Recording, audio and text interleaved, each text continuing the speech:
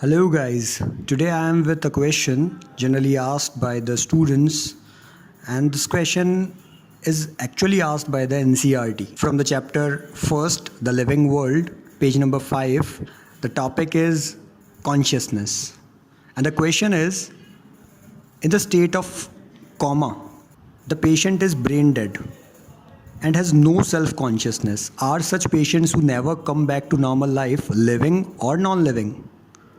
So guys, answer of this question is itself in this question. Question is saying that he or she never come back to normal life. If they are not coming back to normal life, obviously they are non-living. If the question would be that are such patient who come back to normal life, then the answer will be living. But if the question is a coma patient is living or non-living, then we can't answer this question because maybe they will come back in the normal life or will not.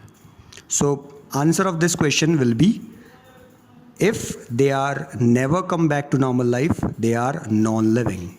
Thank you.